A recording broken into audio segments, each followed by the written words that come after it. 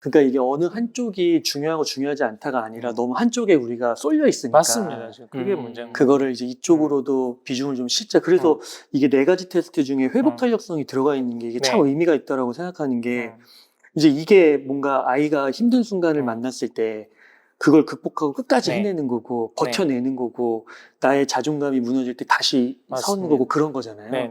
그러니까 이런 게 또 들어갔을 때 궁극적으로는 사회에서 성공하는 거고 이제 학습에서도 입시 공부에서도 이게 있어야 네. 잘 해낼 수 있다라는 것이잖아요. 맞습니다. 이 부분이 그러니까 IQ가 좋다고 사회에서 성공하지 않다는 거는 제 네. 책에도 쓰고 뭐 나왔지만 터먼 연구라는 70년 종단 연구. 네. IQ 135인 학생을 진짜 몇만 명을 해가지고 70년 동안 관찰을 했거든요. 근데 탁월한 성과를 얻은 학생들이 거의 없어요. 근데 대부분 뭐 노벨상을 받거나 아니면 진짜 주 의회의원이 되거나 큰 정치인이 되거나 언론인이 되거나 이런 학생들은 다 IQ가 150, 110 언저리 뭐 이런 평범했던 학생들 가운데 그렇게 많이 나온 거예요.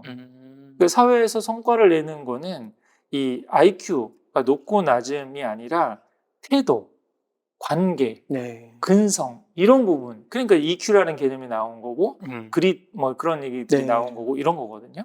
근데 그런 부분들을 이제 하워드 가드너가 다중지능적으로 인간의 지능이라는 게 암기력과 계산력에 IQ만 있는 게 아니라 여러 가지 뇌과학적인 연구가 발전되면서 이게 됐다. 그러고 이제 네. 증명을 해낸 거죠.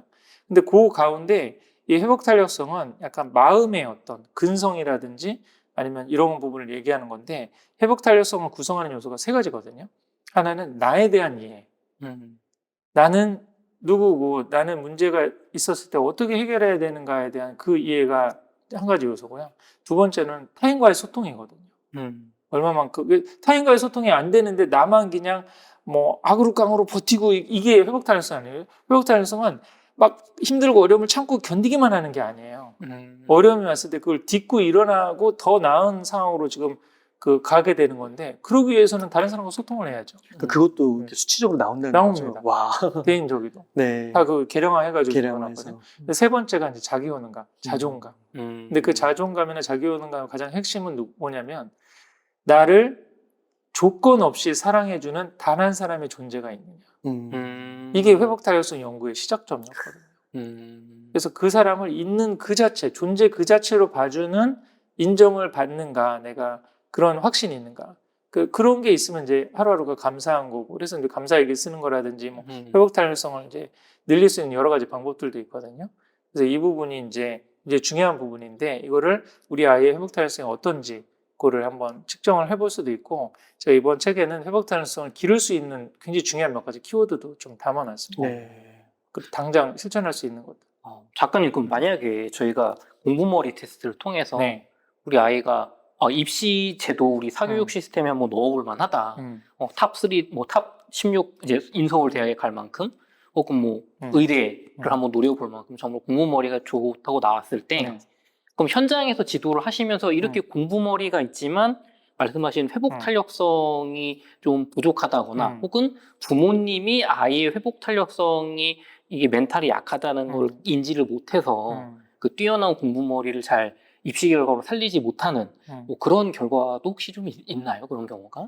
사실은 이제 공부머리가 있다라 그러면 특별한 도움이 있지 않아도 이미 지금 학원을 다니고 있거나 주변에서 조언하는 사람들이 많기 때문에 네. 특별한 이제 조언을 해줄 필요는 없는데 지금 말씀하신 대로 저는 이제 조언을 해준다면 그 아이도 욕심이 있는 경우 많아요. 왜 그러냐면 본인이 시험을 봐가지고 반에서 1, 2등 해요. 그럼 다음에는 뭐 10등 하고 싶겠어요? 1, 2등 뭐 그냥 박수 받고 선생님이 네가 여기 반 1등이야? 뭐 이렇게 하고 그러면 선생님도 인정해주고 부모님도 좋아해주고 친구들도 나를 존중해주는 것 같은데 우리나라 저기 입시 환경에서 공부 잘하면 진짜 다 행복합니다. 네. 그런 대로 학교 다니고 싶고 그렇게 되는 거죠. 근데 그런 학생들도 지금 중요한 지적을 하셨는데 길러줘야 될 부분이 이제 인지적인 부분은 본인이 알아서 욕심을 갖고 하게 돼 있어요. 근데 그런 아이들이 회복 탄력성이 없는데 너무 무리해서 하다가는 번아웃이 온다든지 본인의 어떤 한계를 넘어가게 되는 그런 부분들이 상당히 많고 또 하나는 집착할 가능성들이 있거든요. 그런 대치동이나 이런 명문학 군대에 들어와가지고 너무 심한 경쟁에 시달리는 아이들 가운데 회복 탄력성이 떨어지는 아이들은 공부가 굉장히 해야 될 짐이라고 생각하고 즐거운 마음으로 하지를 못해요. 네. 근데 그 떨어지면 반에서 한 레벨 다른 밑에 반으로 내려가겠지? 그러면 또 어떻게 친구들이 나를 어떻게 보겠지? 뭐 이런 식으로 지금 스트레스를 많이 받게 되니까 오히려 그런 학생들은 이제 회복 달성 검사를 해보고 낫다라고 그러면 그 회복 달성을 늘릴 수 있는 거. 가장 중요한 게 잠을 충분히 자는 거예요. 좋은 영양, 그다음에 운동을 꾸준히 하고 네. 감사일기를 하거나 명상까지 할 수 있다면 제일 좋거든요, 사실은. 생각보다 별게 아니라는 생각이 드네요. 네. 지금 말씀만 그러니까 들으면. 뭐 해서 뭔가 많은 돈을 내고 막 네. 심리 상담을 받아야 되고 그럴 필요 없이 지금 책에 있거나 우리 제가 김주환 교수님이 내면 소통도 많이 좀 인용을 했는데 그런 부분들을 좀 잘 활용을 해가지고 집에서 할 수 있는 것부터 하나 꾸준히 이렇게 해나가면 충분히 회복 달성을 기를 수 있거든요. 그러니까 이렇게 근성을 기르면 이제 어떤 아이가 될 수 있냐면 집착하지 않고 집중하는 아이가 될 수 있다. 이 집착과 집중 혹은 선호는 다른 거거든요. 그러니까 공부 잘하는 아이들 보면 이 한 문제를 푸는 게 재밌는 거예요. 막 열심히 해서 한 문제 풀었네? 이것도 풀리네? 이것도 풀리네? 이렇게 해가지고 한 문제 집중하는 거거든요. 우리 유현진 선수와 같은 메이저리그에서 최정상급 선수들 보면은 멘탈이 좋다고 그러잖아요. 그렇죠. 홈런 맞고도 흔들리지 않는다고 그러죠. 그 비결이 뭐냐면 공 하나하나에 집중하는 거예요. 내가 이번 잘못 던지면 우리 팀 이번에 포스트 지금 못 나가는데 내가 이 지금 에이스인데 이 게임 못 잡아주면 안 되는데 이런 불안감을 갖고 던지면 이게 공에 회전수를 해야 하는데 마지막 순간에서 흐트러집니다. 그럼 홈런 맞는 거거든요, 또.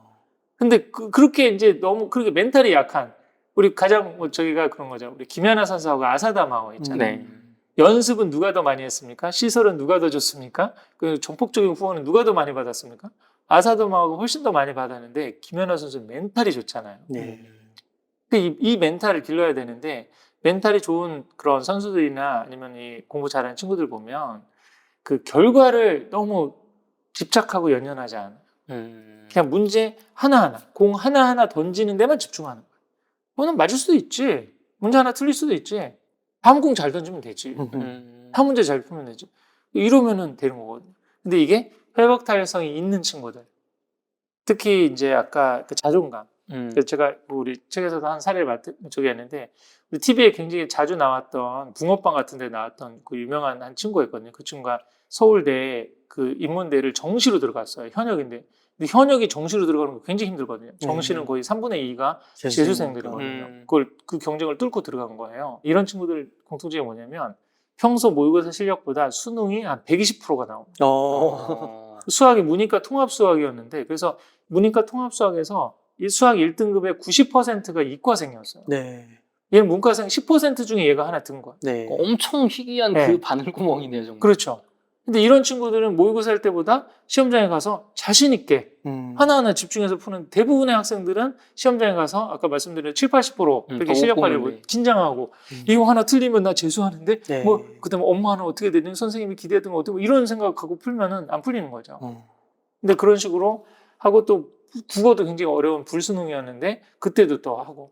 근데 이런 그 입시 현장에서 멘탈이 좋은 친구들 아니면 평소 실력보다 수능 시험을 잘 보는 공통점이 뭐냐면 엄마 아빠는 내가 어떤 상황과 결정이 되더라도 나를 믿어줘 라고 하는 이 정서적 확신이 있는 친구들. 이런 친구들이 멘탈이 좋아요. 그러면 우리 부모님들이 만약에 이 멘탈 회복 탄력성이라는 걸 모르고 우리 자녀가 이렇게 굉장히 그런 걸 잘 채찍질을 이겨낼 수 있는 자녀가 아닌 경우에 내가 잘 모르고서 왜 더 잘하지를 못하니 왜 옆반에 누구는 뭐 1등인데 너는 왜 떨어졌니 이렇게 하면은 굉장히 부정적인 더 힘들어지는 그러니까 그걸 버텨내는 아이가 있고 그렇게 절대 해서는 안 되는 아이가 있는데 우리는 그냥 모르고 일괄적으로 하고 있다. 버텨내주는 아이도 그게 있으면 안 되는 거죠. 그렇죠. 부모님이 잘해야 되는. 너는 옆집 애랑 비교해서 왜 못하니라고 하면 그 부모님 자체가 회복 달성이 낮으신 분. 사실 진짜 그래 제가 그 학력은 가정에서 잘한다라는 책을 하나 썼거든요. 그 책은 뭐냐면 제가 20년 동안 입시 현장에서 입시 결과도 좋고 자녀와의 관계도 좋은 부모들은 어떤 부모님들인가 그런 걸 다 정리한 거거든요. 수기식으로 해가지고. 근데 제가 발견한 20년 입시 현장에서 발견한 공통점에 그 아이들과 관계도 좋으면서 입시 결과도 굉장히 탑3 대학 이상을 의대도 많이 보내고 뭐 그랬던 부모님들이 하나 공통점으로 하는 얘기가 뭐냐면 뭐 어떤 부모님은 영어 유치원 보내는 부모님도 있고 아닌 부모님도 있고 또 영어 동화책을 읽은 부모님도 아닌 부모님도 있고 뭐 책을 읽어준 부모님도 별의별 변수가 다 달라요. 다 다른데 딱 공통적인 거. 그분들 다 공통점인 거는 아이들을 믿어준다는 거. 그 대부분의 얘기가 제가 뭐 한 게 있나요? 공부는 지가 했죠. 그러니까 아이에 대한 기본적인 신뢰가 있는 거지. 또 비교하면서 그러지를 않는 거예요, 사실은. 네. 그러니까 많은 분들이 우리도 그런 거 있잖아요. 드라마에서 보여지는 부자들의 이미지 있잖아요. 그래가지고 뭐 돈 갖고 갑질하고 뭐 그들 결혼한다고 누구 데려랑 물 확 주고 근데 우리 김치로 막 싸대기 때리고 근데 우리도 주변에 자수성가한 부자 중에서 그런 분들 보셨나요? 저는 거의 못 본 것 같아요. 겸손하신 것 같아요. 겸손하고 굉장히 열심히 하고 운동도 열심히 하려고 책도 많이 보고 맞아요. 나서지 않고 뭐 그런 분들이 굉장히 있는지 이웃집 백만장자 서로 그냥 뭐 명품 두르고 그런 분들이 아니잖아요. 진짜 부자들은 저기들은 전교 1등을 보신 적 있나요? 전교 1등이나 공부 잘하는 운동 잘합니다. 요즘 전교 1등은. 자기 분야 한 분야에 뭘 해도 축구를 못하면 내가 농구를 해야지. 농구를 안 하면 내가 뭘 해도 해야지. 뭐 스쿼트를 장거리 때 이루어서 하나 근성 있게 뭐 하는 게 있어요. 그 다음에 아이가 싸가지가 없지 않습니다. 요즘에는 싸가지가 없으면 내신을 제대로 못 받거든요. 친구들하고 수행평가도 많이 해야 되고 선생님한테도 뭐 세부특기 사항 뭐 이런 거 조금 하고 그래야 되는데 인사도 안 하고 보루도 없어. 그 제가 하나 그 얘기하거든요. 내신 잘 받고 학생부 종합전형을 잘 하려면 인간관계가 좋아야 된다. 인사를 잘하고 인간관계를 좋아하고 친구들하고 잘 지내고 이래야지 스트레스 안 받고 그 수행평가도 하고 뭐 그럴 수 있지 않을까요? 대부분 그래서 공부 잘하는 친구들이 그런 소통도 잘 돼요. 공부 대공모 이런 거는 드라마가 만들어내는 환상이에요. 잘못된 부자 이미지처럼 네. 그 진짜 공부 잘하는 애들은 그러지 않는다는 거죠. 운동도 열심히 하고 소통도 열심히 하려고 그러고 또 대부분의 아까 공부 잘하는 뭐 부모님들은 애들을 막 스파르타식으로 지금 공부 다 했니? 엄마가 시험 볼 거야. 너는 뭐 붓글씨를 써라. 엄마는 떡을 썰 테니 뭐 이런 분위기가 아니란 말이에요. 실제 대부분의 공부 잘하는 엄마들은 그래 너 너무 좀 많이 했으니까 좀 쉬어. 네가 다 알아서 저기 하고 뭐 학원은 하여간 네가 정해서 어떤 학원인지 엄마한테 얘기해줘. 그러면 가서 엄마가 뭐 등록하고 그럴게 뭐 이렇게 하는 거지. 애한테 우선권을 주고 그렇게 하는 거. 우리 디스크 검사 중에서 D 성향이 강한 애들은 부모가 뭘 시키고 그러면 안 하거든요. 더 사실은 주도형. 네, 주도형인 학생들 같은 경우는. 그럼 그 말씀하신 주도형 디스크 검사 네. 그 MBTI보다 훨씬 정확하다고 하셨는데 네네. 그럼 이런 검사를 통해서 우리 아이 성향에 맞춘 교육이 꼭 필요한 이유가 많이 이게 좀 성과가 갈라지나요? 네. 작가님? 우리 지금 사례 중에 하나 있었는데 제가 그 편입 지도했던 학생인데 이과 쪽으로 해서 이제 편입 재수를 하는 학생이었어요.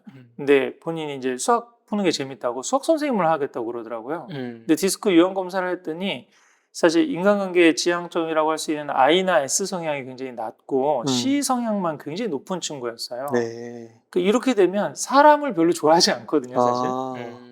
본인이 문제집 푸는 거를 수학자가 된다라고 그러면 괜찮은데 착각할 수 있겠네요. 수학 선생님이 되는 거하고는 이거 별다른 문제인 거예요. 수학 선생님들은 애들을 좋아해야죠. 그렇죠. 그리고 못 이해하는 애들을 친절하게 가르쳐주고 그렇죠. 이렇게도 볼 수 있고 저렇게도 볼 수 있는 거야. 수학이라는 학문이 얼마나 재밌어? 인생을 갖고 이렇게 해가지고 아이들과 소통하는 능력이 돼줘야 되는데 본인이 점수만 높게 나온다고 수학교육과를 쓰면 안 되는 거죠. 사실은. 그렇군요. 그래서 지금 그런 성향만 봐도 우리 뭐 가장 대표적으로 애가 경제학과를 갈까 경영학과를 갈까 그렇게 했을 때 DISC 네. 그 유형 중에서 D나 아니면 I 성향은 약간 그 플러스 에너지적인 성향이 있거든요. 양적인 성향이 있어요.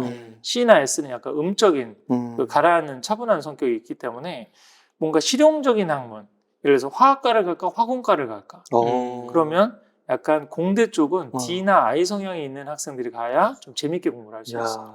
그리고 또 S나 C 성향이 높은 학생들은 연구 쪽으로 화학과, 이과인데도 자연과학인데 이런 거는 10년 정도 연구를 해야 되거든요. 유전공학 같은 거 보세요. 제 동생이 유전공학 하거든요. 똑같은 실험을 10년을 해야 되는 거야.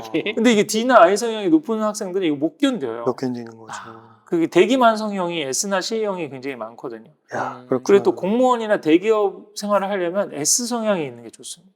그러면 이게 그 고등학교 때요 공부 잘하면 네. 무조건 의대 그러잖아요. 네네. 또 의대 가서도 괴로울 수 있겠네요. 이게 디스크가 안 맞으면.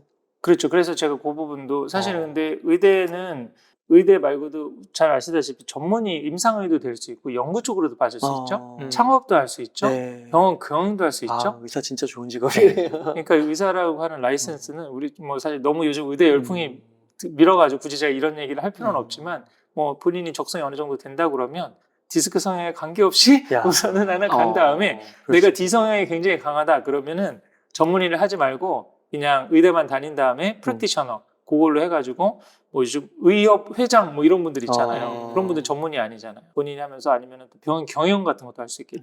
창업 같은 것도 할 수 네. 있고 아니면 이런 의공학과 그런데 본인이 돌아다니고 사람 만나고 창의적으로 하고 막 이런 걸 막 좋아하는 거야. 마케팅하고 막 이런 걸 좋아하고 그런 성향이면 그러면 되고 I 성향이나 S 성향이 있으신 분은 임상의를 하면 딱 좋죠. 사람을 만나는 거 소아과 의사 선생님 하면 너무 좋지.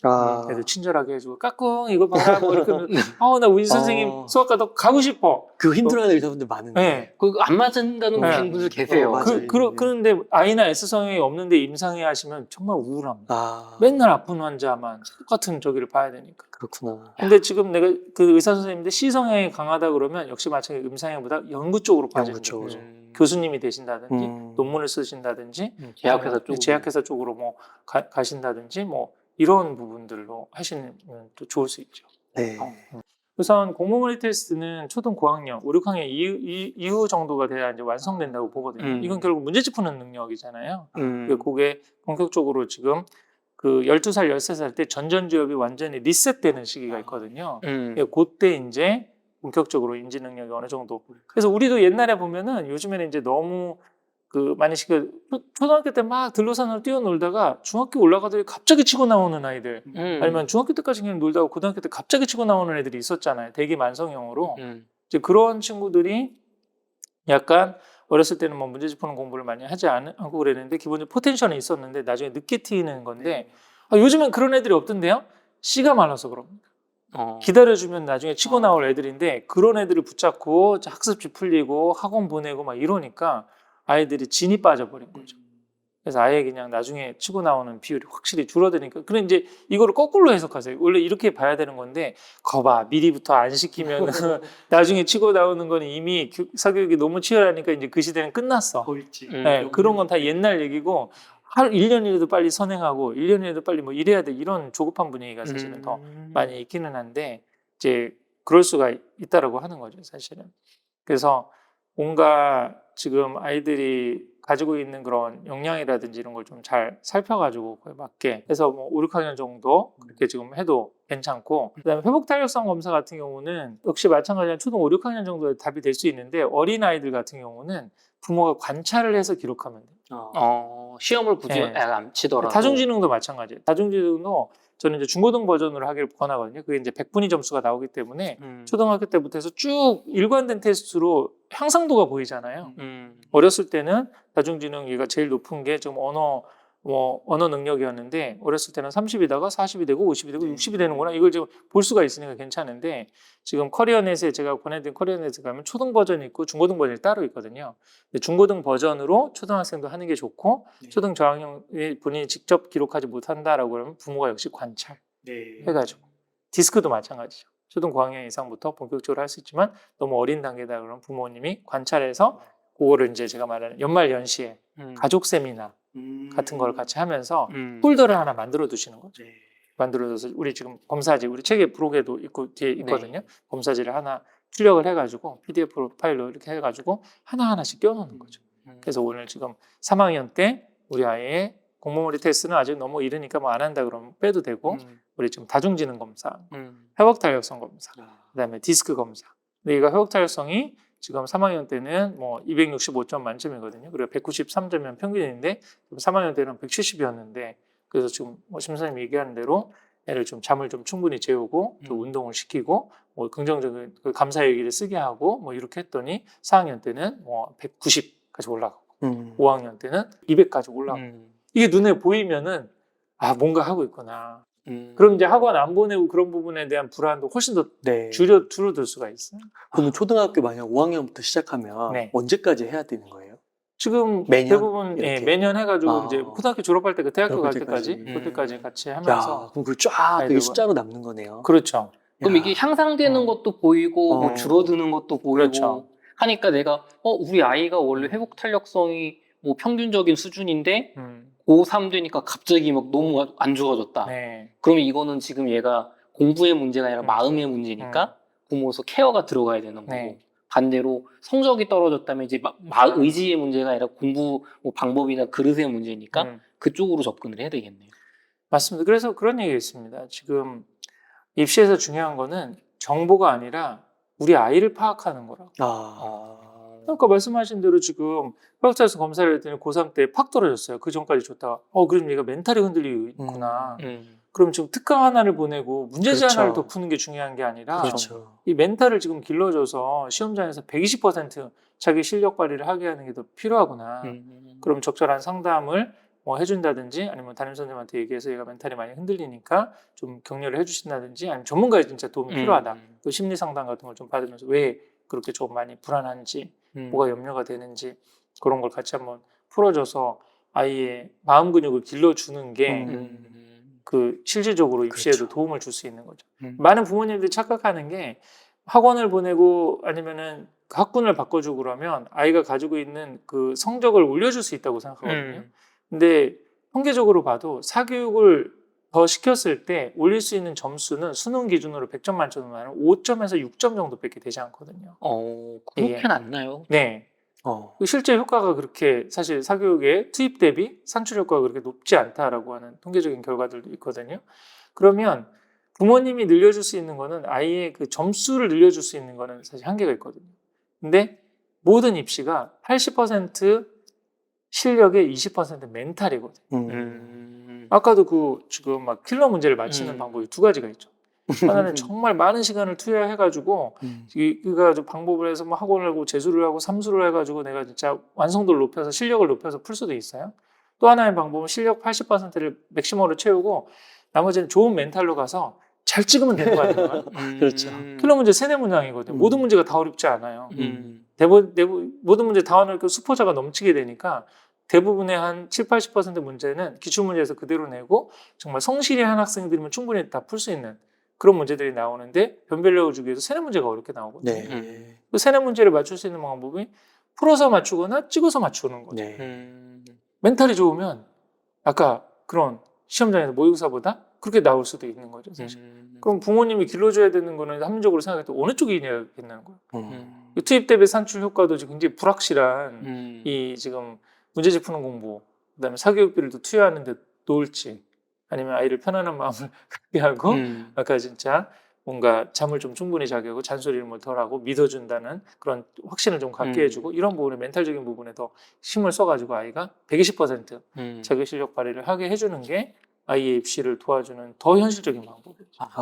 그럼 아까 말씀하신 사교육으로 올릴 수 있는 점수가 통계적으로 과학적으로 5-6점에 불과하다고 말씀을 하셨는데 그 5-6점의 향상이 필요한 친구들은 어떻게 보면 정말 상위 10%. 그러니까 이 친구가 그 5점을 못 올리면은 뭐 일반 인서울대학을 갈 친구인데 그 5점이 올려서 뭐 의대를 간다거나 뭐 서울대를 간다거나 그런 경우에 정말 그 5-6점이 큰 의미가 있으니까 사교육이 정말 의미가 있는데 정말 그 레이스에 뛰어들면 안 되는 혹은 그 정도 공부보다 다른 쪽에 재능이 있는 친구들은 정말 그냥 뭐 50점 맞을 거 60점 맞고 끝이다. 그 돈과 에너지를 차라리 말씀하신 다른 데 적성을 찾는 데 써야 된다는 말씀이신 것처럼 들리거든요. 맞습니다. 제가 한국지에 그런 내용이 있거든요. 그 사교육을 통해서 점수는 올릴 수 있어도 등급을 바꿀 수는 없다. 이런 얘기를 많이 해요. 지금 이제 우리 이사님 말씀하신 대로 이렇게도 생각하잖아요. 보통 우리 아이가 지금 78점이어가지고 지금 영어로 하면 3등급이에요. 80점 넘으면 2등급. 선생님 5점 더 올리면 2등급으로 올릴 수 있네? 그럼 이렇게 해가지고 그럼 이런 학생들이 의미가 있으니까 이런 학생들 사교육 시키는 거예요? 이렇게도 얘기할 수 있는데 사실은 실제 입시 현장에서 보면 요 진짜 70에서 80 넘어가는 게 어떤 의미냐면 마이너리그에서 메이저리그에 승격하는 거나 2부 리그에서 1부 리그 승격하는 그 벽을 넘는 느낌이거든요. 약간. 이 부분이 이제 등급간을 넘어가려면 정말 인지적인 부분도 타고나게 있어요. 그래서 제가 아까 다중지능 검사를 해서 아까 수학 같은 경우에는 논리 능력하고 공간 지각 능력이 없으면 수학 1등급, 2등급 쉽지 않을 수 있어요. 네. 이게 아까 그 이론적으로는 5점만 올리면 되는데? 라고 하는 게 5점이 올라가는 현상이 아까 78점에서 82점으로 내려가는 5점은 굉장히 드물어요. 네. 정말 이거는 약간 멘탈이 좋아야 돼요. 멘탈이 좋거나 아니면 타고난 인지 능력이 있는데 본인이 노력을 안 했거나 방법을 몰라가지고 시간이 충분하지 않아서 그런 학생들은 이거를 재수를 한다든지 아니면 방법을 제대로 알아서 사교육을 제대로 받아서 올릴 수도 있는 네. 가능성이 있는데 그런 학생들은 한 5% 미만이고요. 나머지 95%의 점수를 올리는 학생은 어떤 학생이냐면 71점에서 76점으로 올리는 애들. 등급은 바뀌지 않아. 그래서 등급이 바뀌지 않아요. 그거 한 꼭지 제가 클래스는 써놓은 게 영원하다. 있습니다.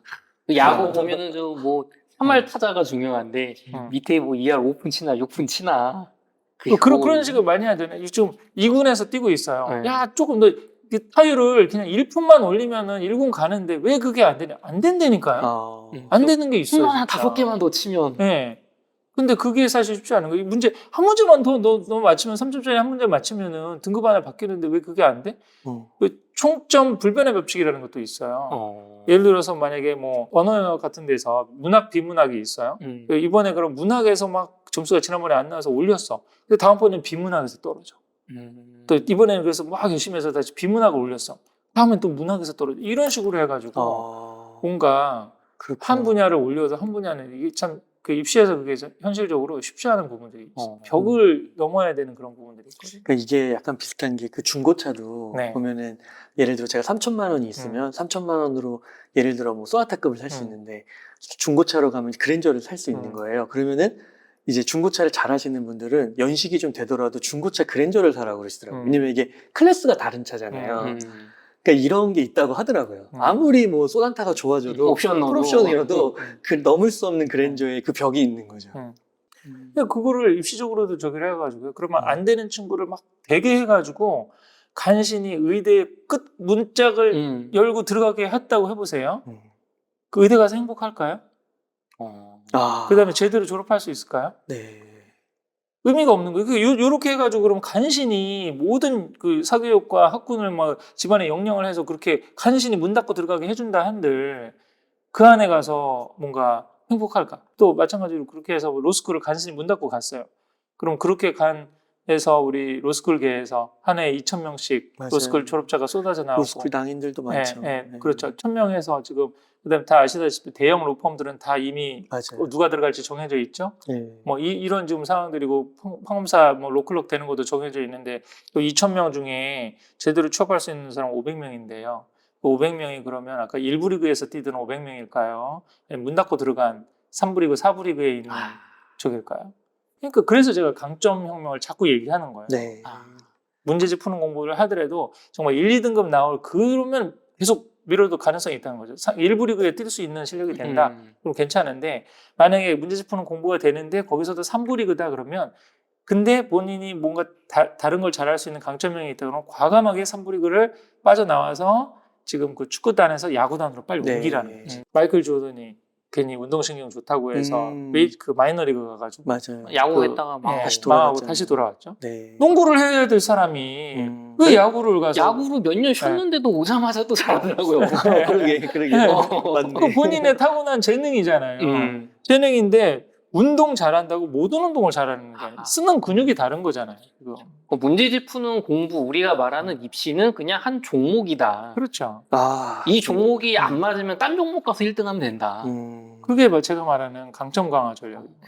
작가님 근데 그 말씀이 참 맞는 말씀이시면서도 우리 학부모님들이 왜 이거를 못 놓냐면 학원을 가면 학원에 있는 입시 상담사분이나 선생님들은 수능 정도는 대한민국의 모든 아이들이 열심히 성실히 하면 풀 수 있다. 이걸로 명문대 갈 수 있는 시험이기 때문에 이게 타고난 재능의 문제가 아니라 노력의 문제로 접근을 해서 우리 학원을 다녀서 이렇게 사교육을 받으면 정말 올라간다. 라고 말씀을 하시니까 이제 흔들리시는 거거든요. 근데 작가님은 정말 한 초등학교 고학년, 뭐 중학교 요쯤 되면 여러 가지 4가지 과학적 테스트로 어느 정도 갈라진다. 이게 정말 20년 경력에 이걸 걸고 말씀하실 수 있는 건가요? 저 있죠. 왜 그런지 굉장히 다른 진짜 아주 솔직하고 좋은 질문입니다. 네. 제 있는 게 만약에 우리나라 수능이 절대평가라면은 아까 그 학원 선생님 얘기가 맞아요. 우리 수능이 운전면허 시험 같다고 생각해 보세요. 60점 넘으면은 의사 될 수 있어. 60점 넘으면은 뭐 경영대 갈 수 있어. 근데 60점 넘으면 교대 갈 수 있어. 문을 다 열어놔. 독일처럼 전공하고 싶은 사람들 다 와서 전공하고 1학년부터 같이 뛰어. 이렇게 하면은 괜찮은데 우리는 상대평가잖아요.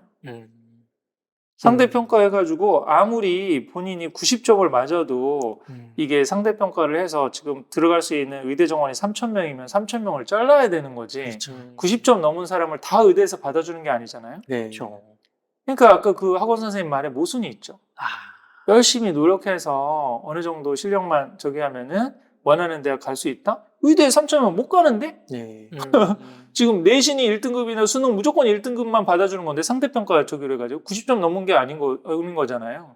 지금. 그렇죠. 이게 지금 말이 안 되는 시스템. 그래서 제가 아까 처음에 학군과 그다음에 사교육을 그 염두하게 레이스에 뛰기 전에 가능성을 알아보자라고 하는 이 상식적인 얘기를 하는 게 상대평가 체제에서의 경쟁 입시 체제이기 때문에 그렇다는 거죠. 네. 거기서 지금 하위 7, 80%할 레이스면은 아까도 말씀드렸듯이 빨리 그 마라톤 레이스에서 빼줘서 수영을 시킨다든지 사이클을 타게 해준다든지 뭐 이거를 지금 잘할 수 있는 거를 길러주는 게 더 낫다는 거죠. 지금 다리 근육도 부실하고 그 오래 들 수 있는 심폐기능도 약한 애들을 다 35만을 끌어다 놓고 다 같이 달려. 중간에 뭐 쓰러지거나 뭐 엎어지거나 난 상관 안 해. 이 길밖에 없으니까. 이런 게 지금 우리나라의 교육의 모습일 수도 있다는 거죠. 작가님, 그러면 네. 이렇게 대안적으로 우리 아이가 이 입시가 아닌 다른 교육을 한다고 했을 때 기존에 제가 어떤 읽었던 책이나 영상들은 약간 그냥 아름답게 이렇게 포장이 돼서 끝나는 것 같아요. 뭐 자연에서 뛰놀고 뭐 네. 친구들하고 이렇게 뭐 토론학습 같은 거 하면은 네. 나중에 뭔가 되게 잘 살 것 같은 것처럼. 음. 제가 사회에서 느낀 현실은 그렇진 않았거든요. 분명히 자신만의 강점과 능력이 있어야 되는데 그럼 작가님은 그런 공부머리가 아닌 친구들이 초등학교 때부터 혹은 중학교 우리 학생들을 교육하는 부모님 입장에서 구체적으로 좀 어떤 교육이 좀 하면 좋을지 좀 예시를 들어주시면 감사하겠습니다. 저는 공부가 애매한 학생들은 딱 두 가지 했으면 좋겠는데요. 하나는 그런 나는 왜 살고 어떻게 살아야 되는지를 알 수 있는 인문고전 딱 한 권이라도 계속 반복해서 한번 평생 지금 우리 아이들이 너무 많은 과목을 배우는데 제대로 배우는 게 하나도 없거든요, 사실은. 모든 아이들이 다 그런 인지 능력이 다 엄청난 게 아니에요. 국영수를 다 잘할 수 있는 게 아니거든요. 본인이 어떤 아이들은 한 100 정도의 인지 능력이 있어서 국영수를 다 90점 이상 맞는 걸 할 수 있지만 어떤 아이는 한 인지 능력은 한 20, 30%, 손재능이나 뭐 운동지능이라든지 이런 게 뭐 30, 40% 이런 친구일 수 있잖아요. 그럼 그 친구는 엄밀히 말해서 국어만 하나 해야 될 친구도 있어요. 그것도 간신히 네, 간신히 사실 본인이 좋아하는 주제, 나는 뭐 주식에 관심이 있다, 부동산에 관심이 있다 그러면 그 책만 독해해서 열심히 읽으면 되는 그 정도의 인지 능력만 가지고 있는 학생일 수도 있잖아요. 네. 근데 그렇다고 그 학생이 사회에 나와서 실패한다는 건 아니잖아요. 그렇죠. 그 분야를 살려가지고 한 분야를 제대로 파면은 성공할 수가 있는 거니까. 근데 첫 번째로는 뭔가 나는 왜 살고 어떻게 살아야 되는지에 대한 인문학 텍스트를 읽을 수 있는 그 국어가 됐든 영어가 됐든 그 정도의 문해력, 네. 기를 수 있는 그거랑 두 번째는 아까 체력, 마음 근력 그 부분이 사실 이제 맞물려 있거든요. 근데 이 부분을 하면은 너무 그거는 입시 현실이나 우리나라 한국 사회 대학을 안 나오면 사람 대접도 못 받고 뭐 그러는 거 아니냐. 현실적으로 아까 뭐 그렇게 자연 속에서 살았는데 그럼 결국은 뭐 평범하게 해서 그냥 뭐 이 평범한 사람 되던데 우리 애는 뭐 그렇게 되는 거 아니냐.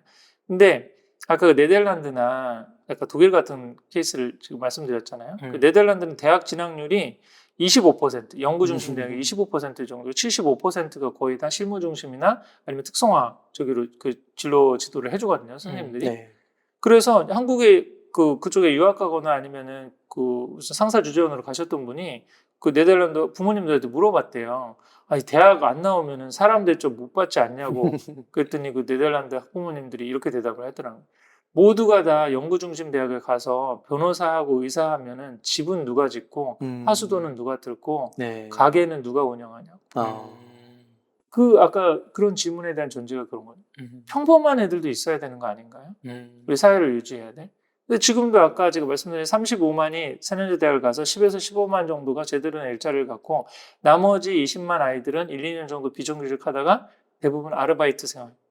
일본의 프리터족이라고 그러죠. 편의점 아르바이트, 그다음에 커피숍 아르바이트 이런 거 하다가 또 배달 아르바이트 이렇게 되는 경우 상당히 많잖아요. 그러면 똑같이 어차피 지금 우리가 국가와 회사가 일자리를 만들어주는 시대는 좀 끝났잖아요. 거의. 네. 대기업에서도 공채라는 걸 들어보셨나요? 이 공채 뭐 수시채용이잖아요. 네. 경력직 수시채용이에요. 지금은. 공채 거의 하지 않잖아요. 20대 대기업 같은 경우는. 그럼 어디서 일자리를 지금 얻어야 되는 거냐는 거죠, 사실.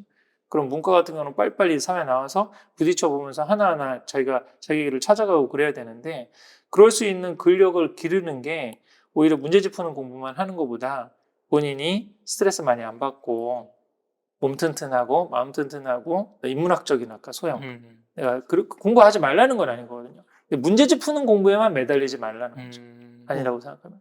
그래서 맞아요. 그런 본인이 정말 인생에 도움이 되는 제대로 된 참 공부를 지금 했으면 좋겠는데 그런 부분을 해주는 우리나라 교육적인 그런 대안을 제시한다든지 이런 게 좀 없어요. 그래서 제 비전 중에 하나가 그 전에 한번 말씀드린 이런 좀 사교육이 좀 생겼으면 좋겠다. 근데 이런 이게 진짜 너무 좋은 게 그러니까 뭔가 이렇게 구체적인 테스트를 통해서요. 네네. 검진 과정 필터링을 통해서 그것도 단연간 추적할 수 있고 그래서 그거를 데이터를 갖고 자녀하고 이야기를 할 수 그렇죠. 있다는 거잖아요. 네. 그러니까 이게 뭔가 뜬구름이나 이렇게 추상적인 그런 논의가 오가는 게 아니라 그리고 사실 이렇게 일을 하다 보면은 그 데이터가 있고 없고가 엄청난 의사결정에 영향을 주고 사람이 어느 순간에 그 정보에 매몰돼서 편향적으로 그 의사결정할 때도 많은데 이렇게 단연간에 축적된 데이터로 숫자로 이렇게 얘기를 하면 확실히 설득도 더 잘 되고 애가 이제 그러면 만약에 포기한다 했을 때 입시 레이스를 그래도 더 마음에 동의가 되면서 그 새로운 길을 찾아내려고 할 때 마음의 준비가 될 것 같아요. 맞습니다. 네, 그러면 좀 궁금한 게 네. 그 초등학교 고학년부터 그 공부머리 테스트 이런 4가지 테스트를 해서 이제 판가름을 약간 한다면 저학년 때는 뭘 하면 좋을까요? 저학년 때는 아까 우선 회복 탄력성이나 네. 아까 그런 다중지능이나 뭐 그런 네. 쪽으로 지금 하고 저학년인데도 사실 그 인지 능력 쪽으로 어느 정도 가능성이 있는지 볼 수 있는 몇 가지 뭐 직관적인 것들이 있거든요. 네. 자세를 바르게 한다든지 네. 눈을 맞춘다든지 아니면 선생님들의 평판 선생님들의 피드백 상담해 보면 알잖아요. 그래서 초등학교 때가 집중력이 굉장히 뭐 뛰어나다든지 그래서 뭐 우리 이 아이를 뭐 영재원에 추천했다든지 뭐 이런 피드백들이 온다 그러면 이게 입시 쪽으로도 가능성이 있겠구나. 그런 가능성들을 열어놓고 그렇게 해볼 수 있는데 이런 검사들을 좀 한 가지 팁을 드리면 미리미리 해야 됩니다. 이게 사실 중학교 이상으로 넘어갔는데 이런 결과 나오면 중학교 이상 가면 벌써 아이가 6년 이상 공교육이나 아니면 학원을 다니다 보면은 이미 경쟁이나 입시 체제에 대해서 다 세뇌가 돼요. 학원 선생님들도 문제집 푸는 공부 잘해야지 없지 뭐 성공하는 거야 선행을 뭐 이런 식으로 다 그 얘기를 듣고 난 다음에 그래서 내가 근데 지금 내가 성과가 안 났어. 아까 제가 말씀드렸듯이 편입 우리 학생들한테 이제 공머리 테스트 알려주고 했는데도 아이들이 안 해보잖아요. 겁나는 것도 있어요. 내가 그래서 결과가 안 좋으면 나는 그럼 어떻게 하라는 거지? 난 그럼 다시 전적대학으로 돌아가라는 건가? 난 그러기 싫은데 그래도 한번 들어보고 이런 식의 그런 두려운 마음도 있거든요. 현실을 직시하기가 이제 두려운 거죠. 네. 그렇기 때문에 어렸을 때부터 계속 이걸 해보면서 아까 강점지능 측면에서 네. 자기가 잘할 수 있는 부분에 그걸 계속 경험을 하게 해줘야 돼요, 사실은. 그래서 나는 공부 말고 이게 있으니까 공부 못하는 거 별로 스트레스 많이 안 받아. 이렇게도 할 수 있어. 혹은 그런 것도 좀 애매하다 그러면 아까 사실은 경제적인 부분에서. 네. 그래서 결국은 공부 열심히 하고 좋은 대학 가서 돈 많이 버는 직장 가라고 하는 바람으로 그렇죠. 다 우리는 입시 경쟁을 달리는 이유도 있잖아요. 그렇죠. 그런데 그 부분에서 어느 정도 경제적인 게 해결이 됐다. 그러면 네가 이 지금 문제집 푸는 공부 하지 못해도 돈벌이는 되지 않아도 뭐 인문학을 너 하고 싶어? 철학을 하고 싶어? 괜찮아. 그다음에 너가 뭐 예중예고를 가서 정말 위대한 아티스트가 안 될 정도지만 뭐 음악이나 뭐 미술이나 이런 거 하고 싶어? 취미생활로도 하고 싶어? 그러면 경제적으로 그게 좀 어느 정도 기반이 있는 가정이라면 아이의 진로를 막 틀고 바꾸고 그러지는 않을 수 있잖아요, 사실은. 저는 이 공부머리의 발견 진짜 자녀가 있으신 부모님들 또 예비 뭐 부모님들은 네네. 좀 무조건 읽어야 될 것 같아요. 우리나라가 이게 사교육하고 입시교육하고 뗄래야 뗄 수가 없잖아요. 맞습니다. 무조건 한 번 이상은 고민하게 될 주제인데 와 너무나도 좋은 그런 척도 기준을 제시해 주신 것 같아가지고 진짜 무조건 읽어봐야 될 것 같고 그리고 진짜 저는 사실 책을 다 읽었으니까요. 너무 좋은 게 뒤에 보면은 이런 목차가 있더라고요. 자녀 교육의 정답은 없으며 우리 가정만의 해답을 찾아가야 한다. 네. 그러니까 말씀해주신 그런 보편적인, 약간 통계적인 그런 테스트 검사지를 주셨지만 결국에는 그 검사지를 해석하면서 자녀랑 내가 가정 안에서 해결해 그렇죠. 나가야 되는 거잖아요. 네. 딱 그 우리 가정에 딱 맞춤으로 되어 있는. 와, 그러니까 이런 게 정말 완전 완벽한 짜임새 같아요. 네. 예, 정말 고민을 많이 하신 것 같고 네. 노하우들이 다 녹여 있는 한 권의 책이 아닌가. 작가님 같은 경우는 혹시 자녀분들 음. 교육을 어떻게 시키고 계신지 또 뭐 입시 내일시대 지금 밀어 넣으시면서 막 이런 말씀하시는 건 아닌지 좀 네. 궁금합니다, 솔직히. 네, 아주 좋은 질문입니다. 저는 지금 아이가 늦어가지고 지금 저희 그 20년 동안 지금 다른 우리 학생들 좋은 대학 보내는데 그런 지금 다른 아이들을 섬기고 정작 제 아이는 굉장히 좀 늦어져가지고요. 지금 아이가 6살, 4살인데 저는 충북 증평에 내려가서 서울 생활을 지금 5, 6년 전에 정리를 하고 지금 내려가서 아이들을 좀 시골 속에서 키우면서 제가 제일 중요하게 생각하는 거는 그런 자연 속에서의 그 오감의 자극을 받는 게 앞으로 미래 사회를 살아가는 굉장히 중요한 역량이라고 저는 생각하거든요. 가장 이상적인 사이클은 한 초등 12살, 13살까지는 자연 속에서 오감의 자극을 받고요. 아이가 어느 정도 사실은 좀 더 이 도시적인 환경으로는 뭐 중고등이나 아니면 대학교 이후에 사실 와가지고 사람으로부터의 자극, 사람으로부터의 에너지 그런 균형이 맞아야지 사실은 이런 걸 잘 또 성장할 수 있는 그런 거라고 생각하거든요. 그래서 저는 제일 중요하게 생각하는 게 바로 그 자연과의 교감이기 때문에 그거를 지금 위에서 시골에서 지금 아이를 좀 그 키우고 좀 있고 그다음에 잠을 진짜 충분히 자게 9시 이전에는 사실 서양에서는 9시 이후에 애들을 안 재우면 아동학대로 봅니다.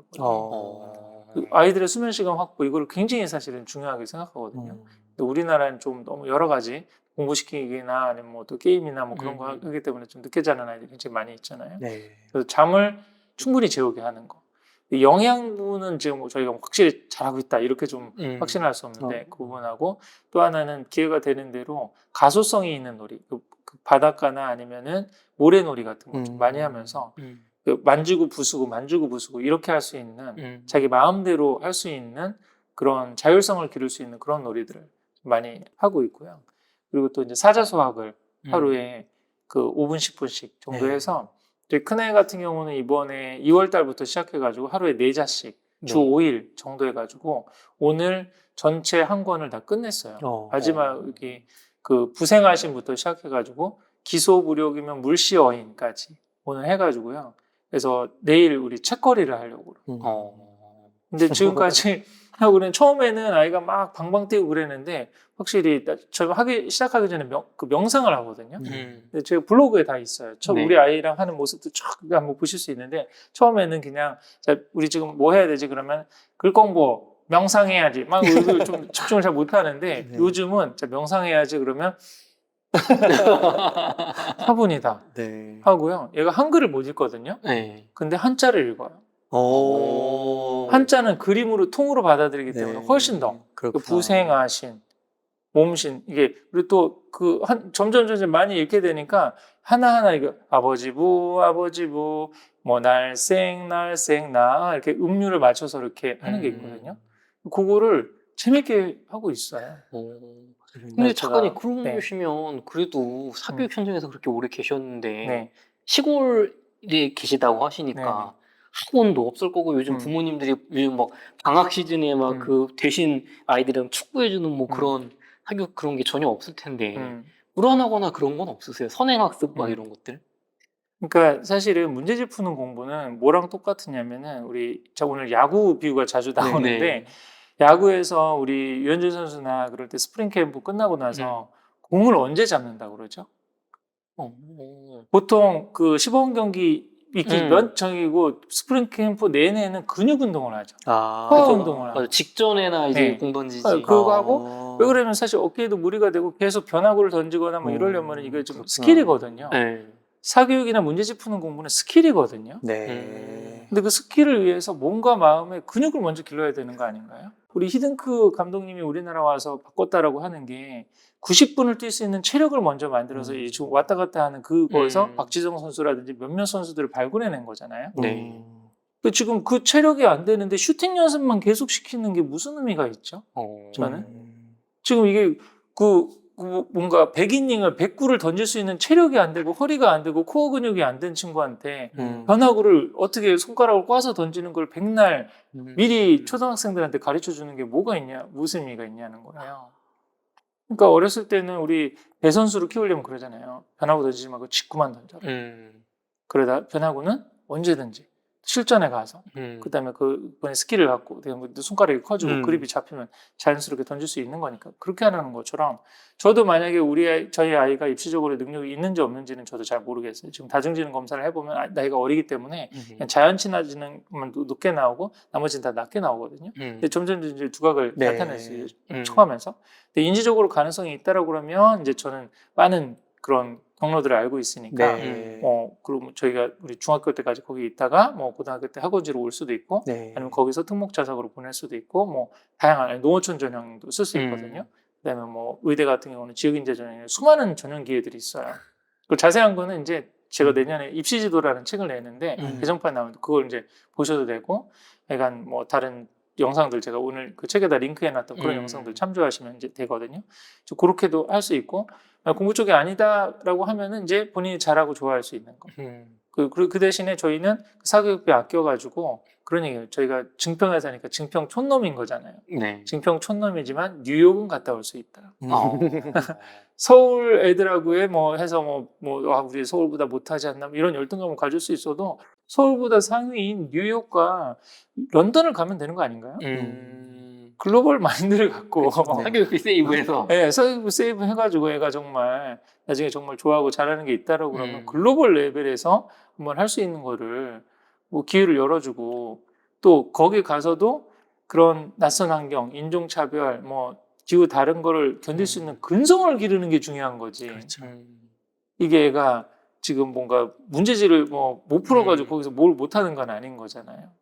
작가님 아까 사자소학 얘기 나왔으니까 말인데 어떻게 보면 한자 혹은 뭐 한자에는 뜻과 관련된 인문학적 교육이잖아요. 근데 책에 제가 읽어보니까 요즘 아이들이 영어나 수학을 못해서 그거를 이해를 못하는 게 아니고 문해력이 떨어져서 맞습니다. 한글이나 혹은 한글에 있는 한자의 의미를 몰라서 점수가 낮다. 그게 더 오히려 문제다라는 묵기를 봤거든요. 요즘 현실이 어떤가요? 뭐가 문제인가요? 그러니까 책에서도 한 꼭지 넣었는데 수학 문제 중에 지금 P와 Q는 뭐 정수와 그다음에 실수와 복소수다. 그리고 P와 Q의 관계는 서로 뭐 서로소다. 뭐 이런 부분에서 문제를 어떻게 해야 되느냐? 정수, 실수, 서로소, 복소수, 뭐 이차함수, 다항식 다 한자어 아닌가요? 네. 그렇죠. 근데 우리는 정규 과정에 한자를 배우지 않습니다. 그러니까 없어졌다고 그러더라고요. 없어졌습니다. 다른 게 배울 게 너무 많아. 영어도 들어왔고, 뭐 수학도 지금 뭐 사고력 수학도 해야 되고, 뭐도 해야 되고, 이러니까 너무 뭐 기술 정보도 들어가야 되고, 뭐 이러니까 없어졌어요. 네. 근데 우리가 사실 모든 고등 학문의 개념들이 다 한자어 개념으로 돼 있잖아요. 제가 우리 재외국민 아이들 가르치면서 하나 느낀 게 그거였거든요. 중국에서 온 아이들 중에서 수학 잘하는 아이들을 보니까 한자 개념들, 중국어 한자를 아니까 그걸 정확히 이해하고 있거나 아니면 영어에서도 사실은 영어적인 개념에 있어서 실수는 real number다. 뭐 이런 부분을 알고 있는 그런 개념적으로 알고 있는 아이들이 수학을 더 잘하는 모습이 사실 나타나는 거죠. 네. 전통 교육은 사실은 언어 교육이 된 다음에 그 다음에 지식과 정보 교육으로 되는데 우리는 언어가 안 돼 있는 아이들한테 지식과 정보를 너무나 많이 커리큘럼이라는 이름으로 이미 짜여진 프로그램 이름으로 아이들한테 주고 있기 때문에 그런 이제 참 이해되지 않는 부분들이 막 생기는 거예요. 영어에 있어서도 아까 뭐 부부정사라고 그러잖아요. 그 부정이 indefinite인 거잖아요. 정해지지 않다라고 하는. 근데 그게 네거티브, 디나이얼의 부정하고 뭐 어떻게 다른 거죠? 부정사가 아니다 라고 하는 부정인가요? 아니면 정해지지 않았다는 부정? 그 개념부터 우선 영문법 할 때 설명을 해줘야 되는 거 아닌가요? 그렇죠. 근데 아이들이 지금 한자가 지금 안 돼 있는 상황이, 그래서 우선은 사조사하고 우리 정규 교과 과정에서 한자는 뭐 있기는 하지만 한자어 같은 걸 제대로 가르쳐 주지 않으니까 어렸을 때부터 집에서 자연스럽게 이렇게 인문학 고전 독서 하면서, 그다음에 이거를 저는 아이들한테 뭐 쓰게 한다든지 외우게 한다든지 그러지 않거든요. 그냥 낭송을 쭉 하면은, 저희 지금 아까 6살 아이 같은 경우는 자기가 좋아하는 글자가 있어요. 먹을 식자를 좋아하고 같을 동자를 좋아하고요. 그다음에 매일 매자를 좋아하고 이런 나 이거 좋아하는 글자. 좋아하는 글자는 또 읽고 싶어 하는 게 있어요. 이게 정말 될까 그렇게만 생각해 보지 말고 한번 해보시면은, 그리고 하는 과정도 이제 블로그에 다 있으니까 그대로 지금 따라하고, 그 3개월마다 기수를 새로 모집해서 하거든요. 그래서 뭐 그렇게 해서 지금 저는 또 될 수 있으면 온라인으로 하기 때문에 더 많은 과정에 뭐 무한대로 다 들어올 수 있습니다. 그래서 단톡방에서 본인이 한 거, 우리 지금 아이랑 하고 있는 모습, 그다음에 엄마가 느낀 생각, 아빠가 느낀 생각, 아이가 느낀 생각 한 줄씩 이렇게 다 적게 하는 거라서 실천 모임을 좀 하고 있거든요. 뭐 무한대로 이건 할 수 있는 거니까 많이들 한번 참여를 해보셔도 좋을 것 같습니다. 작가님 또 9월 달에 이제 북콘서트 관련해서 또 어떤 이 학부모님들 모시고 그 강연회를 하신다고 또 알고 있는데 그때도 좀 이런 이야기들 많이 나눠주셨으면 좋겠습니다. 실사례 중심으로. 사례 중심으로. 이론보다도 이러했더니 비포 앤 애프터 그렇죠, 어떤 그렇죠. 변화들이 있었다, 이런 걸 좀 많이 보여드리면은 확신을 좀 가지실 수 있을 것 같습니다. 그래서 오늘 이렇게 한 1시간 반, 2시간 정도에 걸쳐서 이렇게 인터뷰를 진행했는데, 진짜 책을 먼저 읽어본 사람으로서 보면은 정말 구체적인 내용들, 그리고 더 이렇게 와닿게, 설득되게 그렇게 부분들을 너무 디테일하게 잘 적어주셨는데요. 그래서 이 공부머리의 발견 꼭 한번 읽어보신다면은 정말 많은 시간과 비용, 그리고 아이의 미래까지도 바꿀 수 있지 않을까 생각이 듭니다. 그러면은 작가님 혹시 끝으로 시청자님들께 좀 하고 싶으신 말씀이나 강조하고 싶으신 말씀 일단 부탁드리겠습니다. 제가 그래서 사실 20년 동안 입시 현장에 있으면서 제일 안타깝게 생각했던 게, 우리나라가 경제 수준이 3만 불, 그리고 세계 10대 강국이잖아요. 근데 교육은 세계 10위권에 들어가는가? 우리 아이들의 행복 지수는 OECD 국가 중에서 10등 안에 들어가는가? OECD 잘 아시는 꼴찌입니다. 지금 아까도 말씀드렸듯이 정말 아이의 그런 다중지능이라든지 가지고 있는 그런 부분들 역량을 잘 살펴서 아이들한테 맞는 그런 경쟁을 시키고 교육을 좀 제대로 인도를 해줬더라면 뭐 그 정도까지, 뭐 우리가 행복 지수가 제일 낮은 정도로까지 사실은 내려갔지는 않았겠죠. 그리고 지금 중고등 입시 현장에 가보면 뭐 진짜 문제집 푸는 공부가 되는 10에서 15% 애들은 쉬는 시간에도 좀 공부를 하고 뭔가 의지가 있고 이렇게 수업을 들으려고 그러지만, 나머지 지금 어렸을 때부터 학습지 풀고 학원 다니고 그랬는데 성과가 안 나온 아이들은 거의 다 엎어져 있는 지금 분위기거든요. 근데 그런 부분들이 저는 너무 안타깝더라고요. 그래서 우리가 조금 우리 경제 수준에 맞게, 또 대부분의 지금 학부모님들 수준도 굉장히 많이 올라오셨잖아요. 그렇게 이성적으로 판단해서 더 이상 이제 이 교육의 문제를 남들이 하니까 불안하니까 라고 하는 그런 어떤 감정적인 부분에서 휘둘려서 하는 게 아니라 이성적으로 판단을 하고, 또 이런 교육이 우리 아이의 행복에 진짜 도움이 되는가. 근데 원래는 가장 이상적인 거는 사회적인 합의가 있어서 국가나 아니면 사회적으로 그걸 이렇게 해주면 좋은데, 그 작업이 사실 쉽지는 않은 거거든요. 여러 가지 이해관계들이 사실 있기 때문에 쉽지 않은 상황에서, 그러면 우선 첫 번째 첫 단추는 가정에서 끼워야겠다. 그래서 제가 생각했던 것이 좀 이런 구체적인 툴들을 각 가정에 들여서 뭐 가정 중심에서 우리 나라와 그다음에 사회가 해줄 수 없으니까 우리 가정에서부터 하나하나 실천해 나가고, 또 뜻을 맞는 가정들이 같이 모여서 힘을 합쳐서 하나하나 이렇게 하다 보면, 우리가 이런 개혁을 해달라, 우리 교육도 이렇게 좀 바꿔달라, 그런 목소리도 좀 낼 수 있어서 또 이런 것들이 확산될 수 있지 않을까 싶거든요. 그래서 이런 좀 구체적인 제 책뿐만 아니라 좋은 다른 책들도 많이 참조하시고, 그래서 정말 우리 아이들 한 명이라도 더 행복한 그런 교육이 되고 행복한 가정이 됐으면 하는 바람입니다. 감사합니다. 이렇게 해서 공부머리의 발견의 저자이신 심정섭 소장님을 모시고 이야기를 나눠봤습니다. 긴 시간 동안 유익한 인사이트 많이 나눠주셔서 감사의 말씀드립니다. 오늘 고생 많으셨습니다. 감사합니다.